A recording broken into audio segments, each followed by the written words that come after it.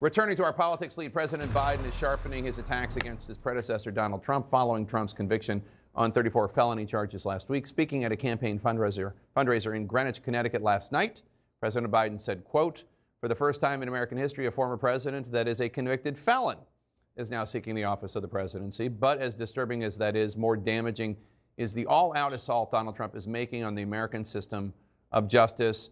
Our panel is back, but first to CNN's senior White House correspondent, MJ Lee, who joins us as well. So President Biden, he's largely avoided commenting on President Trump's criminal cases in campaign settings.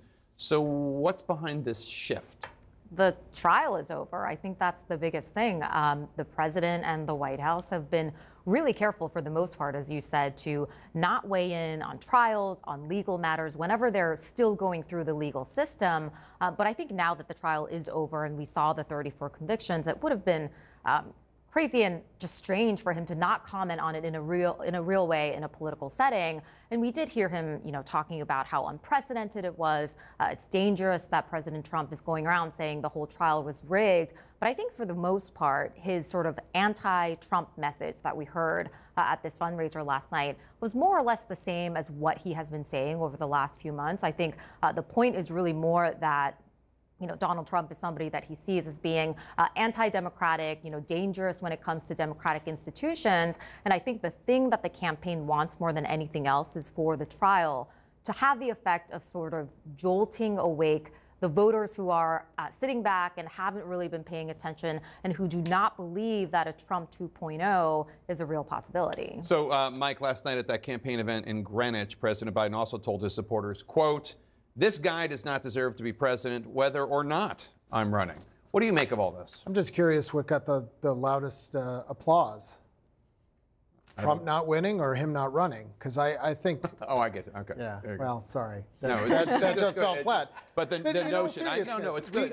Go ahead. We've got two candidates here at leading both of their parties, and I'm not sure that you've got the rank and file that are absolutely excited about this 2.0, as you put it, this election 2.0. What do you think? I mean, that's not out of nowhere, that comment. I mean, the polling does show a real lack of enthusiasm for Biden from Democrats. Yeah, look, there's no question that across the board there's a lack of enthusiasm from voters with both of these candidates. And I think we've seen that Biden has challenges with his base. I think we've also seen, frankly, that Trump has some issues with the Republican coalition, too, as we've seen throughout the primary process, as significant numbers of Republicans have been voting against him. But look, yeah, no question that there is a frustration, there's a fatigue.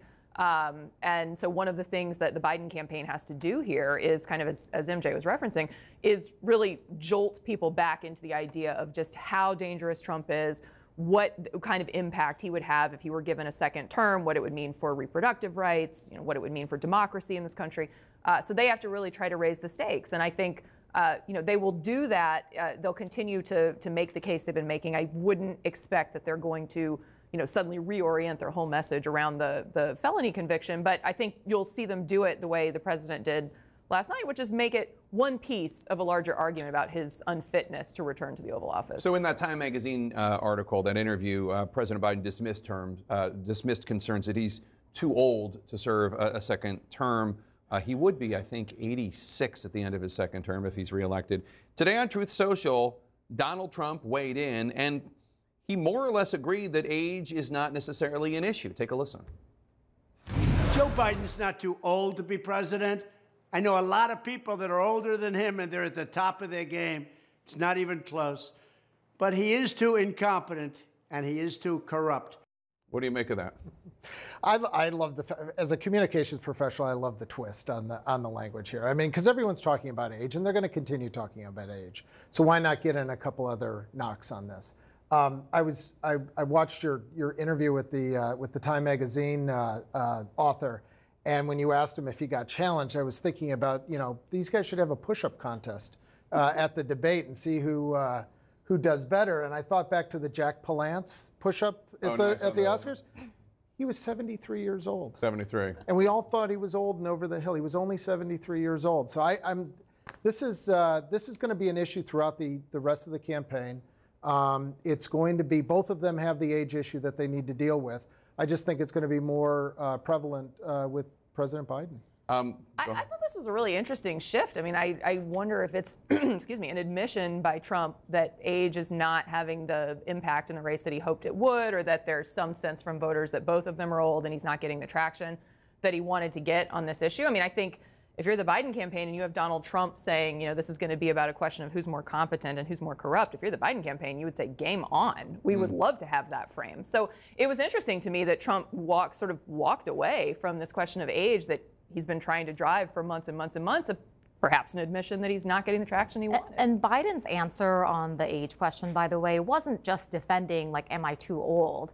He specifically said, I can do this job better than anybody you know. I just think that's interesting because it's not the first time that he has given that specific answer.